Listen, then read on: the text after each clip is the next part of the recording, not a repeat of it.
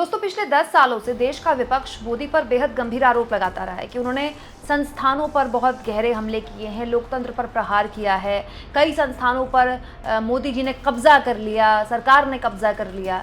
लेकिन संस्थानों और बाकी पहलुओं पर तो बात बाद में हो। मुझे ऐसा लगता है कि मोदी और अमित शाह का गुजरात से दिल्ली आना और राष्ट्रीय राजनीति के फलक तक पहुंचना सबसे ज़्यादा अगर किसी को नुकसान पहुंचाया है तो खुद बीजेपी को पहुंचाया है। दोस्तों, बीजेपी कभी भी व्यक्ति विशेष वाली पार्टी नहीं रही। जब वाजपेयी का ज़माना था तो भी बीजेपी कभी वाजपेयी के इर्द गिर्द नहीं आकर सिमटती थी, तब भी उसके पास बहुत से चेहरे थे। वाजपेयी ने अपने रहते बहुत से चेहरों को निखारा और आज बीजेपी के बड़े चेहरे वही हैं। लेकिन बड़ा सवाल ये है दोस्तों कि तब से लेकर अब तक की बीजेपी में पिछले 10 सालों में कितना कुछ बदल चुका है। मतलब मोदी के अलावा बीजेपी के पास कुछ रहा नहीं। इसका बहुत फायदा भी हुआ बीजेपी को, लेकिन 2024 के चुनाव में इसके भीषण नुकसान भी देखने को मिले।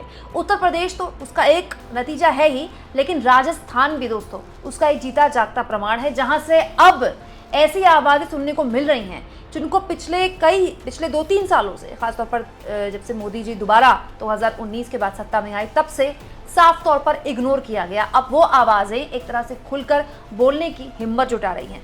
दोस्तों, राजस्थान वो राज्य है जहां बीजेपी को जोर का झटका जोर से लगा है। मतलब यूपी के बाद राजस्थान में बीजेपी को बहुत झटका लगा है। 25 सीटें राजस्थान की, यहाँ पर बीजेपी ने 2014 और 19 में क्लीन स्वीप की थी और बीजेपी को यहाँ भी क्लीन स्वीप की उम्मीद थी, क्योंकि अभी कुछ महीने पहले तो राजस्थान में प्रचंड बहुमत की सरकार बनाई है बीजेपी ने, और बिना वसुंधरा के बनाई है, वसुंधरा को साइडलाइन करके बनाई है। लेकिन राजस्थान ने बीजेपी को जोर का झटका वो भी जोर से दिया। बीजेपी के पास 14 सीटें गई और कांग्रेस ने बीजेपी से 11 सीटें हथिया ली।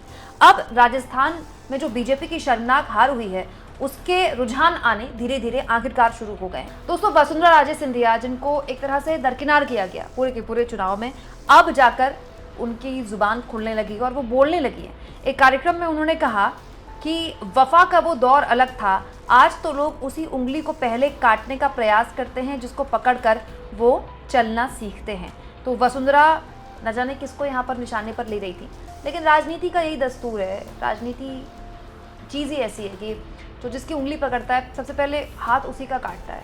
तो वही बात, वही दर्द वसुंधरा के जाहिर तौर पर मन में भी होगा, जो अब वो निकाल रही हैं। शायद 300 सीटें अगर बीजेपी की आ जाती तो वसुंधरा भी इस तरह का दर्द नहीं निकाल पाती। दोस्तों, इस कार्यक्रम में जहां पर वसुंधरा बोल रही थी, उन्होंने अपनी मां का जिक्र किया, विजयराजे सिंधिया, कि कैसे एमपी में 1967 में उनकी मां ने पहली बार जनसंघ की सरकार बनाई और उसके बाद गोविंद नारायण सिंह को सीएम बनाया, और वो अपने पूरे परिवार का जो योगदान उनके परिवार का रहा है, उनकी माँ का, उनके परिवार का जनसंघ में, बीजेपी में, उसको याद जाहिर तौर पर कर रही थी। और वसुंधरा के लिए ये मौका है बोलने का दोस्तों, क्योंकि ये बात सही है दोस्तों कि बीजेपी ने अपनी सरकार बना ली राजस्थान में कुछ महीने पहले, लेकिन ये भी बात सही है कि जो मुख्यमंत्री बीजेपी ने यहाँ चुना वो मुख्यमंत्री चुनाव जिताने की हैसियत नहीं रखते। दोस्तों, ये वो मुख्यमंत्री हैं जिनको मोदी जी ने चुना था, मोदी जी के फेवरेट चेहरों में से एक थे। लेकिन राजस्थान में जो बीजेपी की गत हुई है, क्या इसको लेकर मंथन नहीं होना चाहिए? अगर यूपी को लेकर इतनी बातें हो रही हैं तो राजस्थान को लेकर बातें नहीं होनी चाहिए? कहीं ऐसा तो नहीं कि बातें हो रही हैं अंदर खाने और उसी का नतीजा है कि वसुंधरा जैसे लोग अब खुलकर बोलने लगे।